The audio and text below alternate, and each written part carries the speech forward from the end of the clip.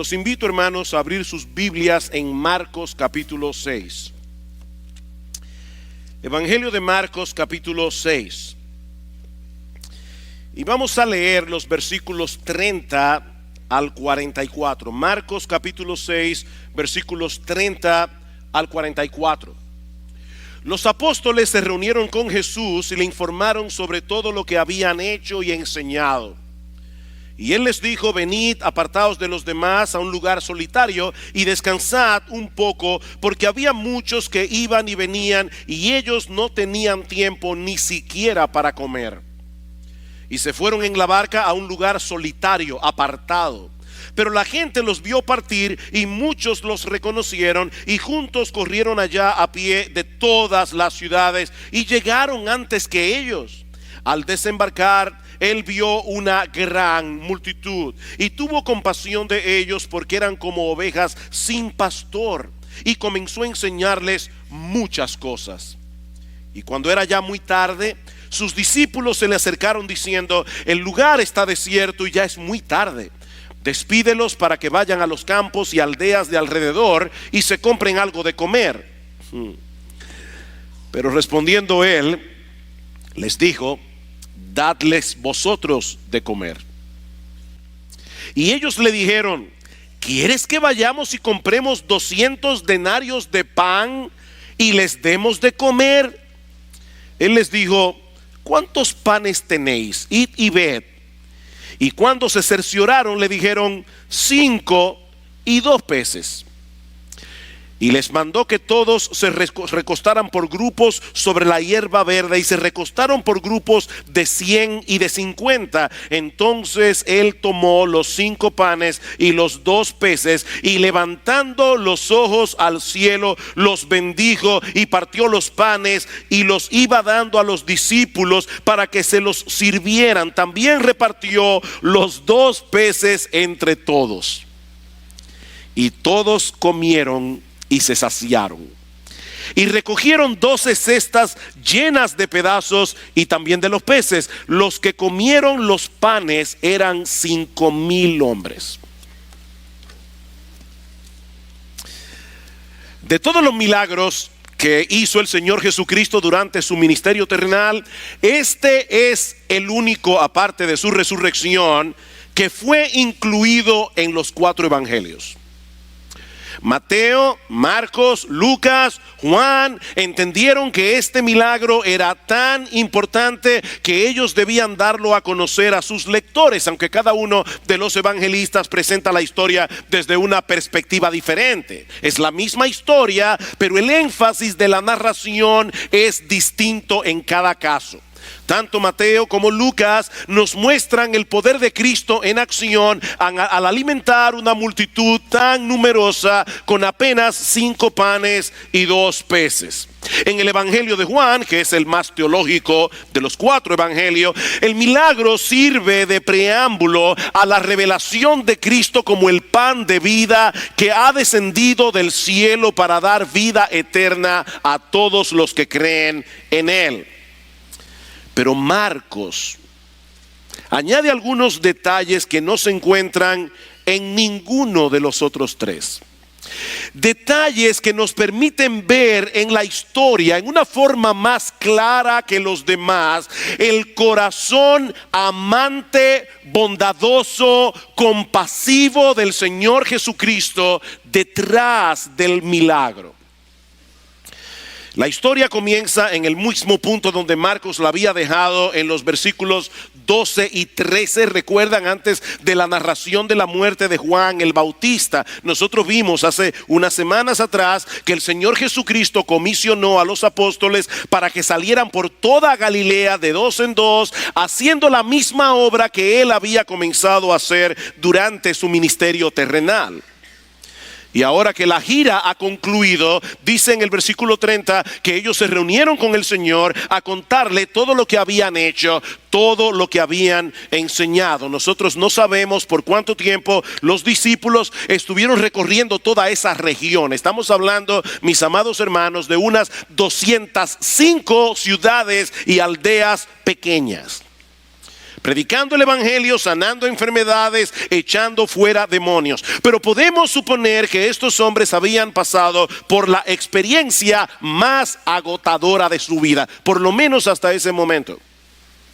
Semana tras semana habían estado lidiando con las miserias, con las dificultades de la gente, recibiendo en carne propia el impacto de la incredulidad de muchos y al mismo tiempo experimentando la alegría y el gozo de aquellos que aceptaban el evangelio de todo corazón. Esa es la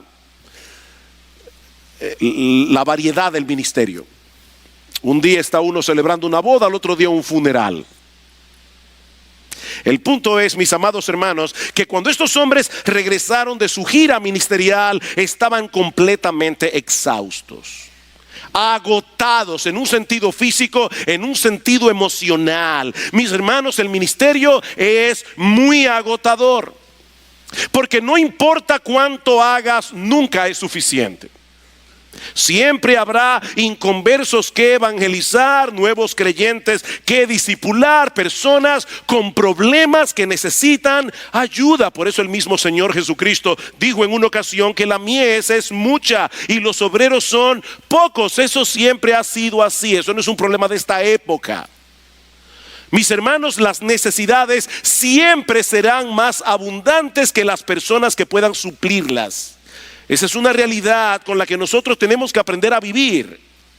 O de lo contrario, terminaremos muy frustrados. Así que el Señor reconoce el agotamiento de los discípulos y decide llevárselos en una barca a un lugar solitario, lejos de la presión de la gente. Dice en el versículo 31, y Él les dijo: venid, apartaos de los demás a un lugar solitario y descansad un poco. Y Marcos añade un detalle que no aparece en los otros evangelios, porque había muchos que iban y venían y ellos no tenían tiempo ni siquiera para comer.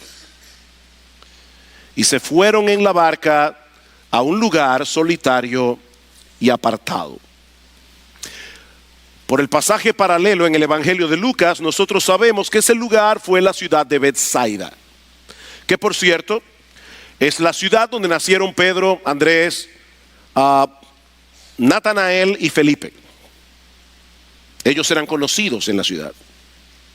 Se van a descansar, pero en la soberanía de Dios la historia da un giro completamente inesperado, por lo menos inesperado, ¿verdad? Para nosotros y para los apóstoles, no para el Señor. Dice en el versículo 33 que la gente los vio partir y comenzaron a moverse hacia ellos desde todas las ciudades alrededor. Y eso nos lleva a la primera escena de este relato. Dice en el versículo 34 que al desembarcar al otro lado se toparon con una gran multitud. De hecho, Marcos dice más adelante en el versículo 44 que el número de hombres que estaban congregados allí eran 5,000, y todos los evangelistas señalan ese mismo número, pero Mateo añade el detalle de que en ese cálculo no se tomaron en cuenta las mujeres ni los niños. Ahora, suponiendo que el número de mujeres y de niños igualara en cantidad al número de hombres, mis hermanos, aquí estamos hablando de una multitud de unas 15,000 personas. Pero debemos suponer que muchos de estos hombres tenían esposas, tenían hermanas, tenían madres. Debemos suponer que el número de niños probablemente era mayor, porque las familias en esa época por lo general eran más numerosas que ahora. O sea, la producción hijícola solía ser más abundante. Es por eso que algunos estudiosos del Nuevo Testamento calculan que ese día se reunieron allí una multitud de unas 20,000 personas por lo menos. O sea, si ustedes quieren tener una idea aproximada de lo que eso significa, cuando nosotros bajemos a la cancha ahorita, después del servicio, mira el grupo que nos reunamos allí a comer y multiplícalo por 20. Mis hermanos, allí había mucha gente y con mucha necesidad. Y aunque el texto no lo dice, nosotros podemos suponer que eso debe haber sido muy frustrante para los apóstoles. Estos hombres estaban cansados, muy cansados. No era justo que ahora tuvieran que dedicarse a atender otra vez a la gente, a tanta gente. Pero mis hermanos, la agenda ministerial de Dios, la mayoría de las veces no coincide con la nuestra. Dios tiene una agenda ministerial, nosotros tenemos otra y tenemos que adaptarnos a la de Él. Yo recuerdo, y aquí hay varios hermanos que van a recordar esto, pero en el año 1998, nosotros tuvimos unos meses muy cargados, como familia y como iglesia, porque ese mismo año terminamos de construir nuestra casa, a la que nos mudamos en mayo de ese año, y al mismo tiempo estábamos terminando de construir este edificio, el mismo año. Y comenzamos a congregarnos en verano de 1998. Fue un tiempo de mucho trabajo, fue un tiempo de mucha presión. Así que mi familia y yo decidimos irnos de vacaciones a finales de septiembre.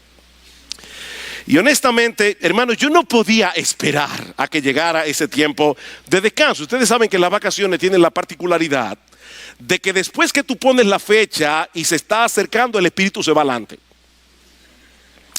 Y eso hace que a medida que se acerca el día de las vacaciones, se te hace más difícil trabajar, porque tú no estás en eso. Ya tu espíritu se fue de vacaciones. Pero faltando unos pocos días, yo no recuerdo si 2 o 3 días, para la fecha tan esperada, el 22 de septiembre de ese año tuvimos la visita del huracán George.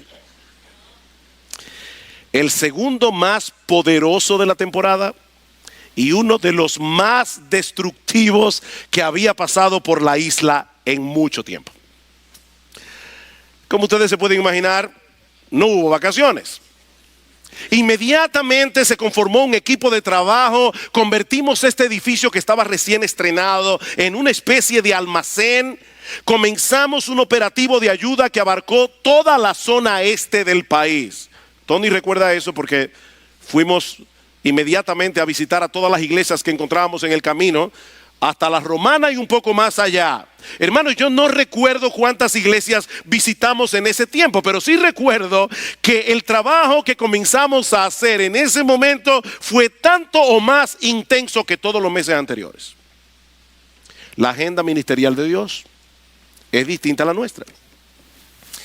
Los apóstoles estaban muy cansados. Seguramente ellos tenían mucho deseo de pasar un tiempo a solas con el Señor Jesucristo. Recuerden que por primera vez desde que Cristo comenzó su ministerio terrenal, ellos se separaron del Señor. Por primera vez estuvieron llevando a cabo solos una gira ministerial de predicación.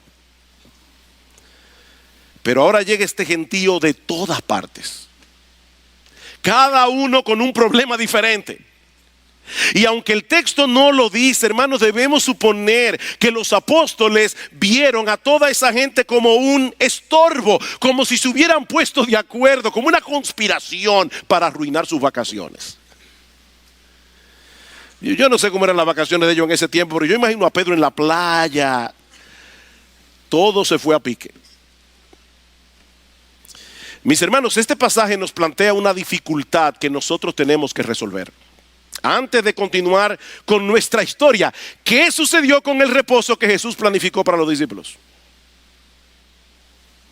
Porque el versículo 31 dice que ellos se fueron aparte con el propósito expreso de descansar un poco. ¿Qué pasó con esa parte del plan? Bueno, alguien pudiera decir que por lo menos pudieron descansar durante el tiempo que estuvieron en la barca, pasando de un lugar a otro. Eso es posible. Pero lo que yo creo que sucedió en realidad es que el Señor les proveyó en ese momento una clase de reposo muy superior y más duradera que el descanso del cuerpo. Y yo creo que es el tipo de reposo que tú y yo necesitamos.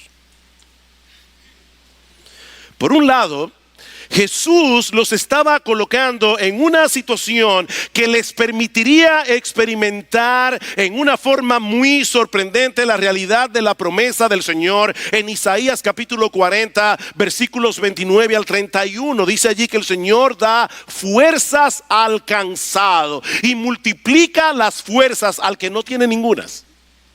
Él multiplica las fuerzas al que no tiene ningunas. Los muchachos se fatigan y se cansan, los jóvenes flaquean y caen, pero los que esperan a Jehová tendrán nuevas fuerzas. Levantarán alas como las águilas, correrán y no se cansarán, caminarán y no se fatigarán.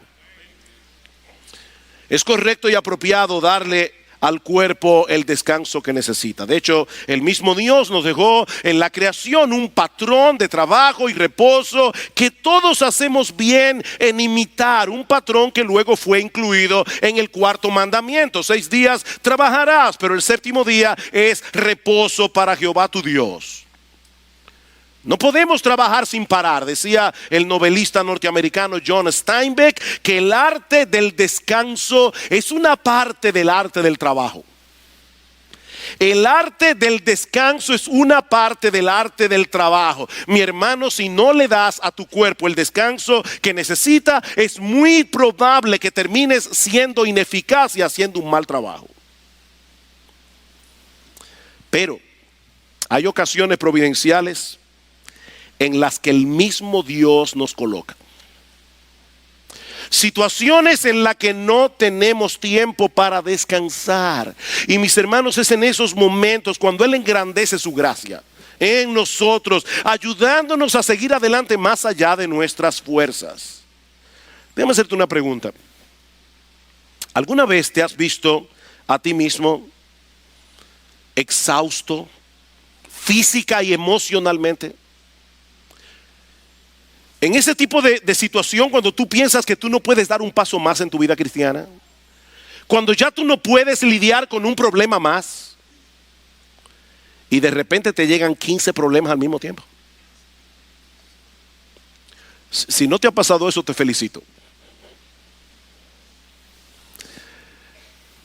Queridos hermanos, nuestro Dios tiene el poder y la capacidad de multiplicar las fuerzas al que no tiene ningunas. Él hace eso. Pero hay algo para mí mucho más importante en este pasaje.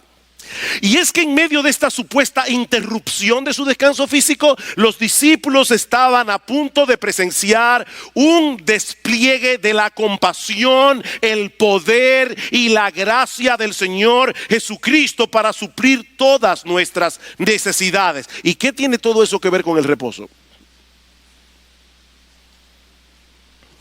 Mis hermanos, al final de cuentas, escucha esto con mucha atención. A final de cuentas, el cansancio del alma no proviene de las circunstancias difíciles. El cansancio proviene del hecho de que nosotros tendemos a perder de vista la gracia, la bondad, la compasión, el poder, la sabiduría, la misericordia de nuestro gran Dios y Salvador Jesucristo cuando estamos en medio del problema. Eso es lo que cansa el alma. Cuando toda esa gente comenzó a llegar de todas partes, Cristo no las vio como un estorbo, Cristo no las vio como una molestia. De hecho, me encanta como lo dice el Evangelio de Lucas. Dice en Lucas capítulo 9, versículo 11, que Jesús cuando los vio salió y les dio la bienvenida a todos, dice el texto literalmente. El Señor los recibió con los brazos abiertos. Y dice Marcos que tuvo compasión de ellos porque los vio como ovejas que no tenían pastor. Jesús estaba viendo más allá de lo que esta gente mostraba en el exterior. Jesús vio sus almas cansadas. Jesús vio sus problemas. Jesús vio sus conciencias culpables. Jesús vio su miseria. Jesús vio sus desgracias. Él tuvo compasión. Por eso yo he titulado esta primera escena del pasaje: una multitud en gran necesidad y un Salvador que se compadece. Marcos dice en el versículo 34 que Jesús tuvo compasión de ellos. Y mis hermanos, esa palabra es de donde proviene nuestra palabra estómago.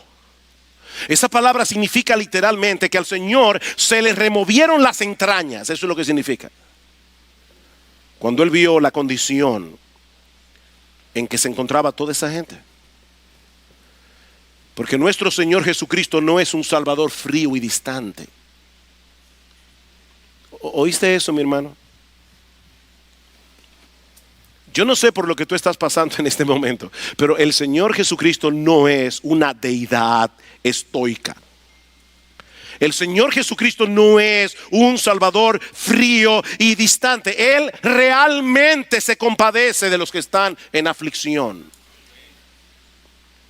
Él no puede reaccionar con indiferencia al ver a tantas personas con tanta necesidad. Eran como ovejas que no tenían pastor. ¿Y por qué Marcos usa esa expresión allí? Y de hecho Marcos es el único de los evangelistas que presenta las cosas de esa manera.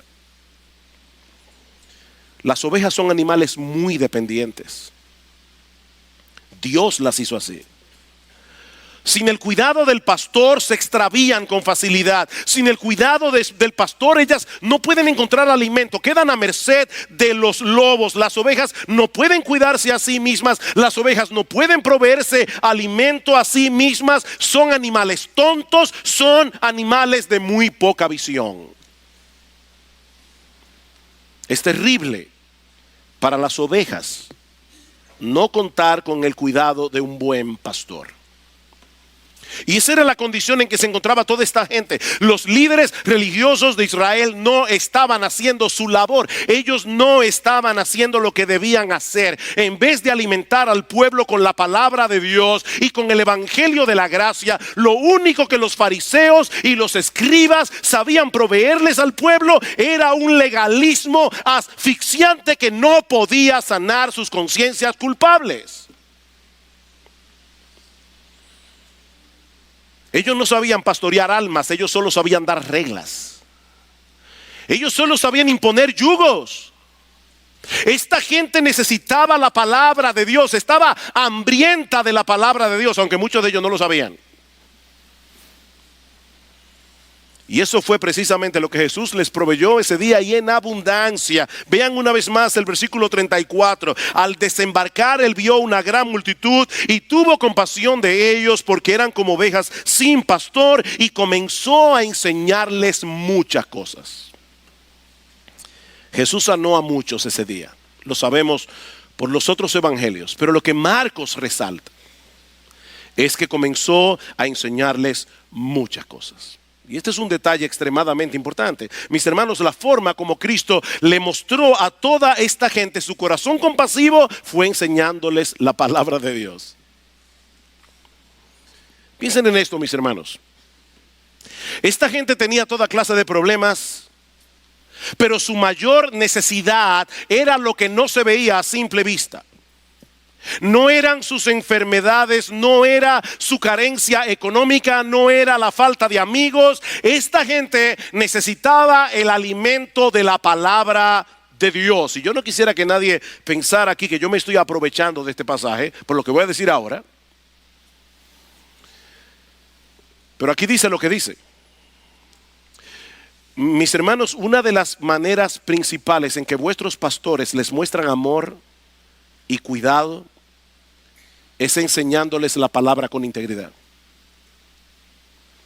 Es pasando horas y horas cada semana estudiando la palabra, escudriñando la palabra, orando al Señor que les dé sabiduría para luego venir aquí cada domingo a este púlpito y predicarles la palabra de Dios. Mis hermanos, si hay algo que ustedes necesitan de nosotros es que nos mantengamos haciendo fielmente lo que el Señor nos ha llamado a hacer. Y el llamamiento primario de nuestro Señor es que les enseñemos la palabra de Dios. Me encanta como lo dice Jesús en Mateo 24:45. ¿Quién es pues el siervo fiel y prudente al cual puso su Señor sobre su casa para que les dé el alimento a tiempo? Y luego el Señor añade: bienaventurado aquel siervo al cual cuando venga su Señor le halle haciendo así.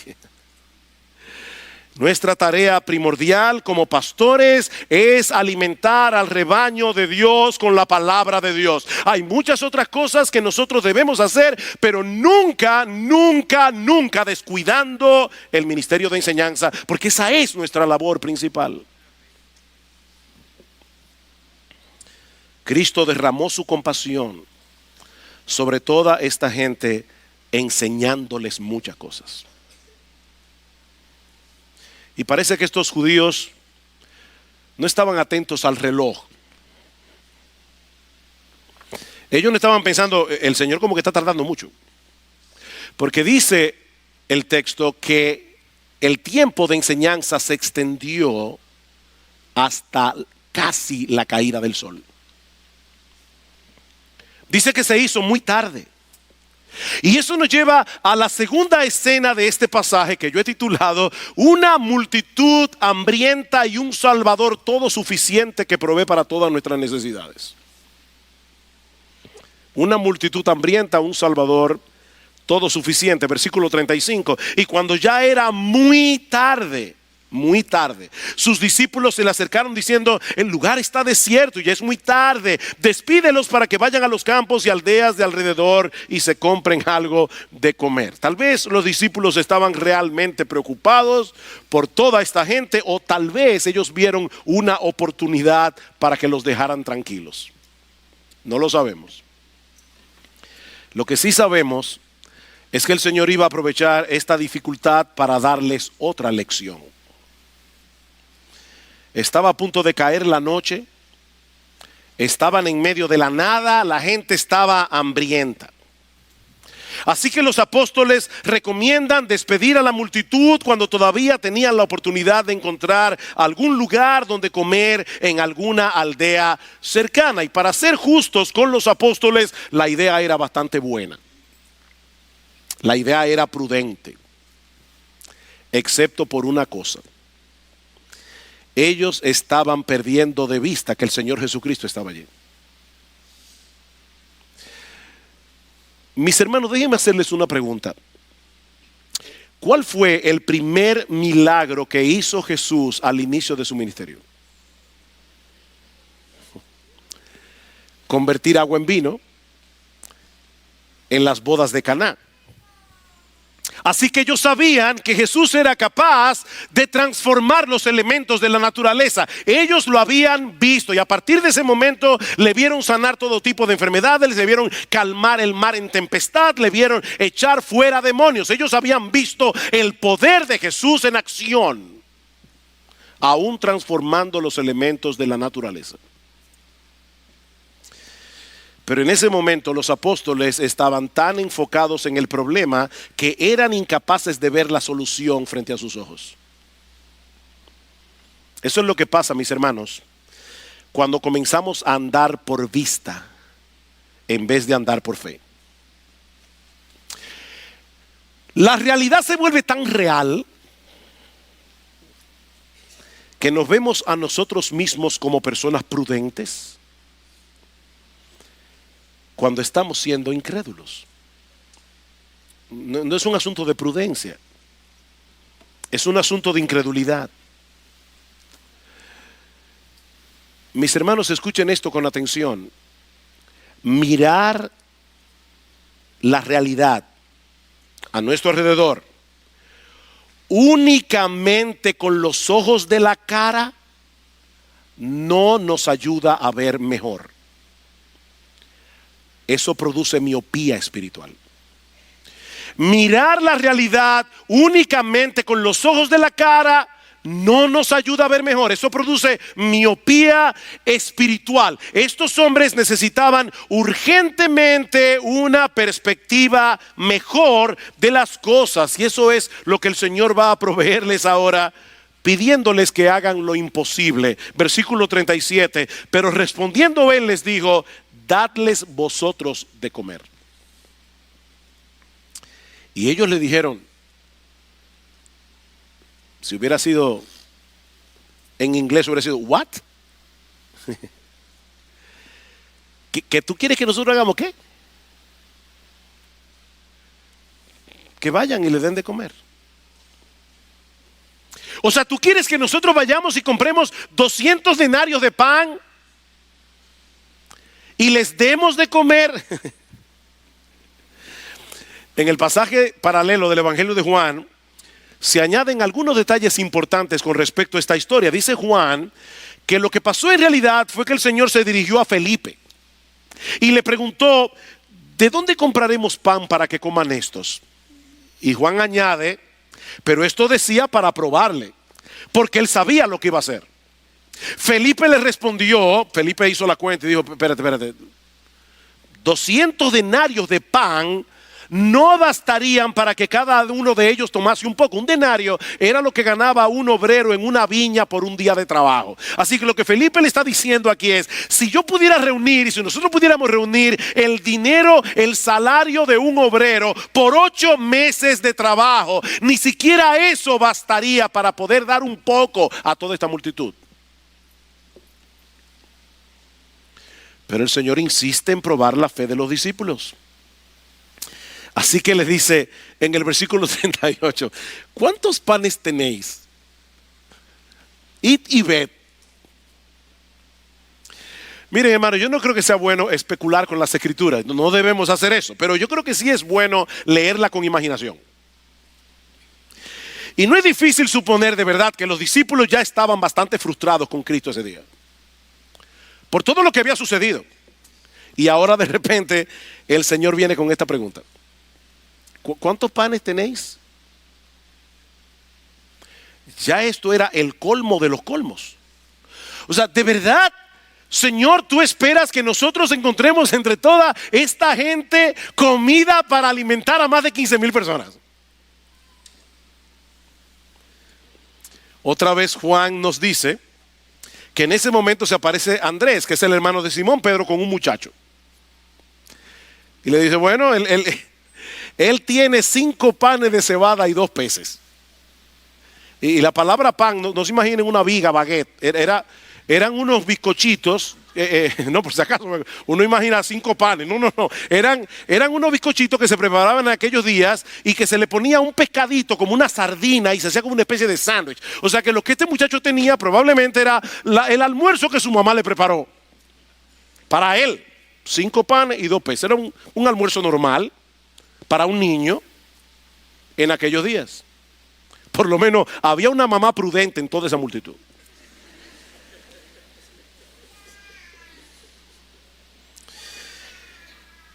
Y el Señor le dice, ok, ese es un buen comienzo. Dividan a la gente en grupo. Ahora, hermanos, hasta este punto de la historia, de verdad parece que los discípulos tenían razón. O sea, lo que Jesús les está pidiendo es completamente irracional.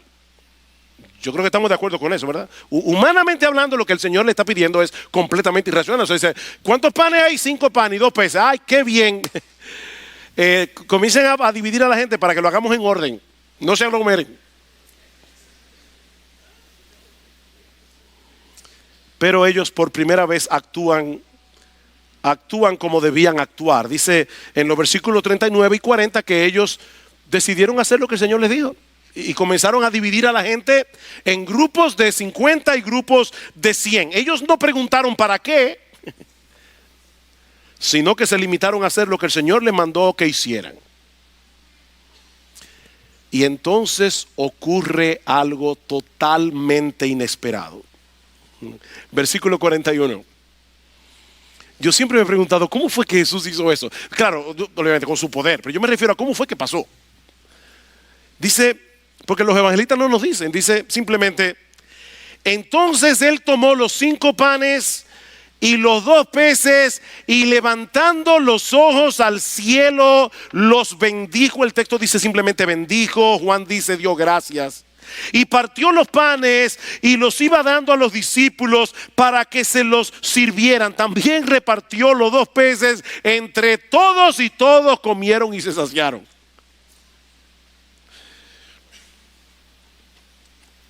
Impresionante.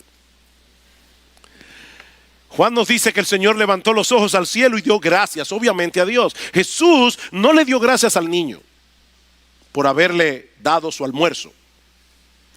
Él le dio gracias a Dios. Esa es la razón por la que nosotros damos gracias por los alimentos, porque Él es el proveedor de todas las cosas sin importar los medios que Él use para proveértelas. O sea, no creas que tú dependes de tu salario. Tú dependes de Dios, que te alimenta por medio de tu salario. Él le da gracias a Dios. Pero también da gracias a Dios porque esos panes y esos peces no iban a ser suficientes a menos que Dios interviniera con su poder. Y el Señor comienza a partir los panes, a partir los peces, y para el asombro de todos los discípulos y de toda la multitud, se multiplicaron de tal manera que todos comieron y se saciaron. Dice en el versículo 42, y de las sobras pudieron reunir 12 canastas, una para cada discípulo. Dice en el versículo 43. Más de 15,000 personas quedaron completamente satisfechas con 5 panes y 2 peces que se convirtieron en un montón de panes y en un montón de peces por la mano del Señor. Alguien decía, y me encantó esta frase, alguien decía que esos panes fueron hechos de una cebada que nunca fue plantada y que esos peces frescos nunca nadaron en ninguna parte.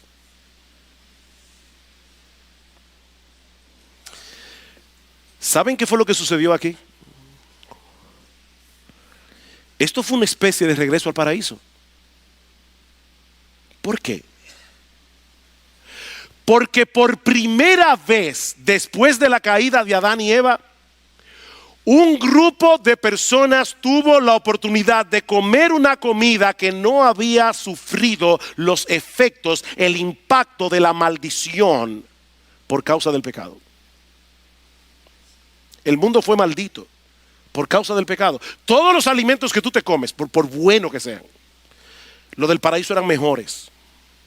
Todos los alimentos que tú te comes han sufrido el impacto de la caída. Este mundo fue sometido a maldición. Este mundo fue sometido a vanidad. Tú puedes estar seguro, mi amado hermano, mi amada hermana, de que tú nunca en tu vida has comido un pan o un pescado que tuviera mejor sabor que el que toda esa gente comió aquel día. El Señor estaba replicando aquí el milagro de Moisés en el desierto. ¿Dónde fue que ocurrió este incidente? Dice en el versículo 32 que ellos se fueron en la barca a un lugar solitario y apartado. Y en el versículo 35 dice que era un lugar desierto, las mismas circunstancias del pueblo de Israel cuando iban camino de la tierra prometida. No era un desierto de arena, porque ellos estaban sentados en la hierba fresca. Era el mes de abril, se estaba acercando la Pascua.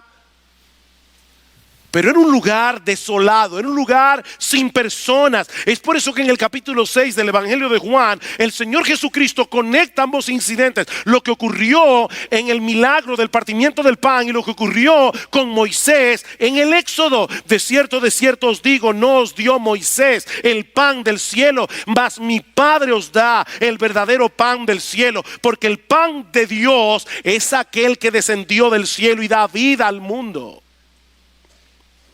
Le dijeron, Señor, danos siempre este pan. Jesús le dijo, yo soy el pan de vida. El que a mí viene nunca tendrá hambre, y el que en mí cree no tendrá sed jamás. No olviden, mis hermanos, que esas palabras fueron pronunciadas inmediatamente después de ese milagro. Este milagro es una representación gráfica del Evangelio. El Señor Jesucristo vino al mundo a saciar al alma hambrienta a través de su propia muerte en la cruz del Calvario, porque Él es un Salvador compasivo, porque Él es un Salvador lleno de gracia. Yo soy el pan de vida, dice el Señor más adelante en Juan 6:48. Vuestros padres comieron el maná en el desierto y murieron. Este es el pan que desciende del cielo, para que el que de él come no muera. Yo soy el pan de vida que descendió del cielo. Si alguno comiere de este pan, y más adelante el Señor va a equiparar comérselo a él como pan y creer en él. Si alguno comiere de este pan, vivirá para siempre. Y el pan que yo daré es mi carne, la cual yo daré por la vida del mundo. Jesús es el pan de vida. Mis hermanos, este milagro no fue más que el preámbulo del gran banquete de salvación que nuestro Dios ofreció en la cruz del Calvario.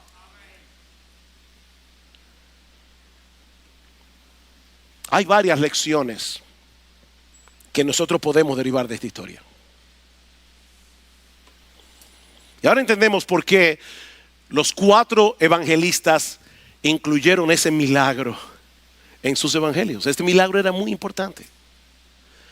Jesús se está presentando aquí como Jehová Jireh. Jesús se está presentando aquí como el creador del universo, como el todopoderoso, como aquel que puede proveer para nuestras necesidades. Hay varias lecciones aquí. La primera es que el verdadero descanso del alma no se encuentra en una vida libre de problemas. Mis hermanos, el verdadero descanso del alma no se encuentra en una vida libre de problemas. No se encuentra en una vida con amplias posibilidades económicas para podernos ir de vacaciones cuantas veces queramos. El verdadero descanso del alma se encuentra en una visión apropiada de la compasión, la gracia, el poder, la sabiduría, la bondad, la misericordia de nuestro gran Dios y Salvador Jesucristo. Mira, tú puedes tener millones y millones. Si tú no estás viendo a Jesús de esa manera, tu alma no tendrá descanso. Tu alma no tendrá descanso. Venid a mí, todos los que estáis trabajados y cargados, yo los haré descansar.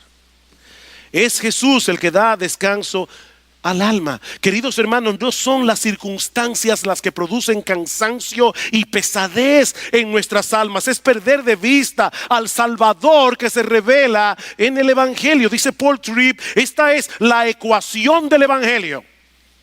El poder divino más la compasión divina es igual a todo lo que tú necesitas. ¿Oíste la ecuación? El poder divino más la compasión divina es igual a todo lo que tú realmente necesitas. Mi Dios pues proveerá, mi Dios pues suplirá todo lo que os falta. Filipenses 4:18, conforme a sus riquezas en gloria en Cristo Jesús. Nuestro Dios no es tacaño, nuestro Dios es generoso. Él te va a proveer lo que tú realmente necesitas. Otra lección que aprendemos de este pasaje, muy importante, es que las necesidades de los demás no son interrupciones en el camino, sino momentos de gracia. Las necesidades de los demás no son interrupciones en el camino. A veces uno quiere hacer algo y de repente se topa con el problema de alguien más. Y uno preferiría no verlo, uno preferiría ser como aquel sacerdote en levita que vieron al hombre que fue golpeado por ladrones. Yo tengo demasiadas cosas que hacer, tengo que llegar al templo, yo tengo una agenda muy cargada, yo no tengo tiempo ahora para estar ocupándome de las necesidades de este individuo.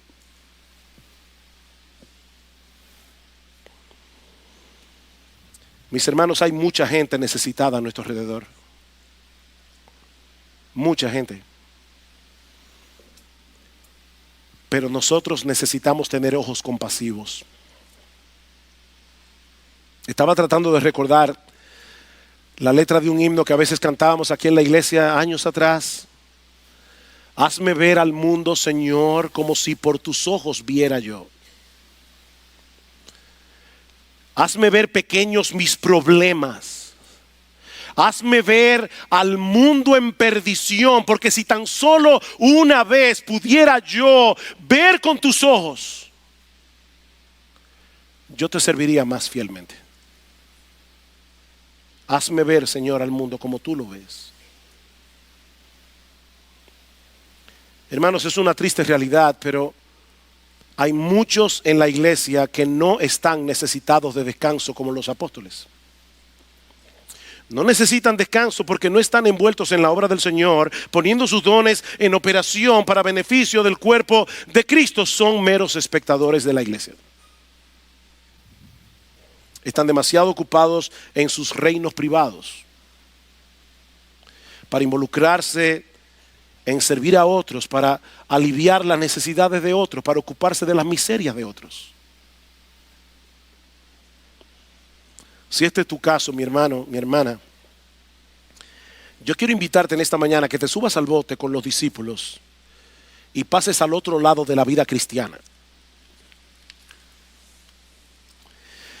Yo quiero invitarte a que inviertas tu vida en cosas que tendrán valor y significado dentro de 1.000.000 de años.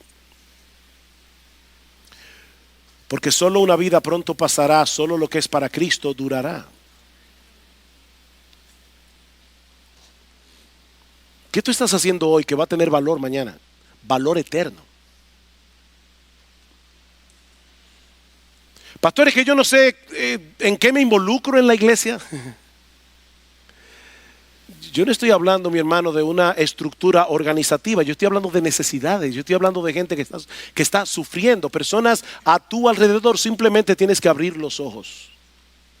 Simplemente tienes que mirar más allá de ti mismo. Simplemente tienes que estar dispuesto, tienes que estar dispuesta a salir de tu zona de confort, de tu zona de comodidad y mirar a tu alrededor. Y yo te aseguro, mi amado hermano, que encontrarás muchas oportunidades de servir a otros. Hay mucha gente sufriendo a nuestro alrededor y no son un estorbo en tu agenda. Son oportunidades de gracia que Dios te está poniendo delante de tus ojos, porque es más bienaventurado dar que recibir.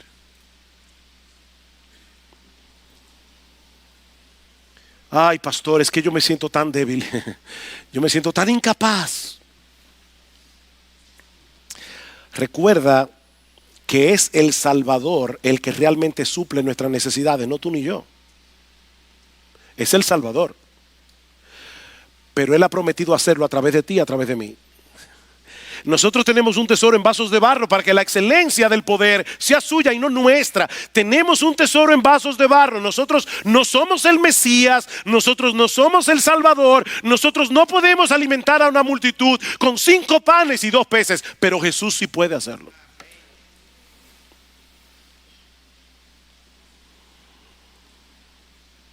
Pero también aprendemos de esta historia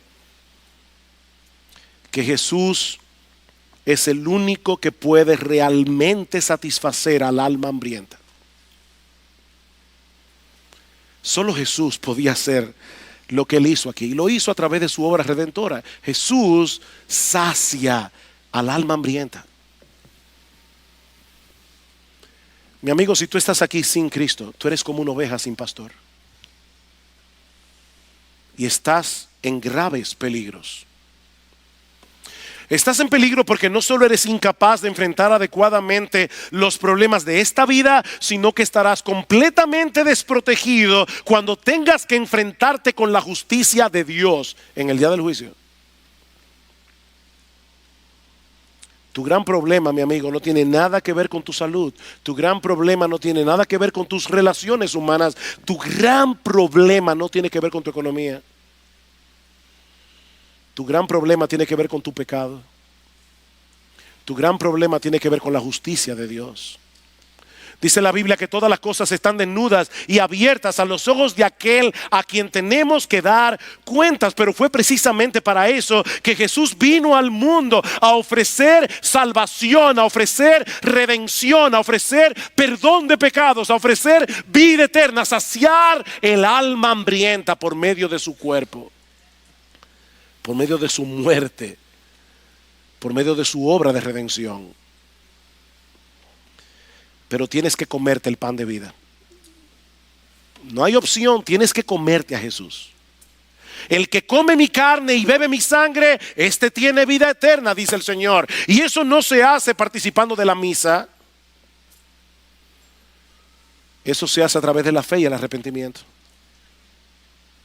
Tienes que apropiarte de Jesús a través de la fe y del arrepentimiento. El que cree en mí tiene vida eterna. Yo soy el pan de vida. Mis hermanos, ¿dónde fue que se hizo este milagro? En la ciudad de Betsaida, en un lugar aparte de la ciudad de Betsaida. ¿Y por qué ese dato es importante? Porque ahora entendemos por qué Jesús en Mateo capítulo 11, versículo 21, dijo: ay de ti, Corazín, ay de ti, Betsaida. Porque si en Tiro y en Sidón se hubieran hecho los milagros que se hicieron en ti, hace rato que se hubieran arrepentido en silicio y ceniza. Por lo tanto, yo te digo, Betsaida, Que en el día del juicio el castigo para Tiro y para Sidón, dos ciudades idólatras, será menor. El castigo será más tolerable que el de ustedes. ¿Saben por qué, mi amigo que estás aquí en esta mañana? Porque el mayor pecado de un ser humano no es la idolatría, no es la homosexualidad, no es el adulterio, no es el homicidio, no es el robo, no es la mentira. El mayor pecado es rechazar a Jesús en incredulidad. Cristo fue presentado en esta mañana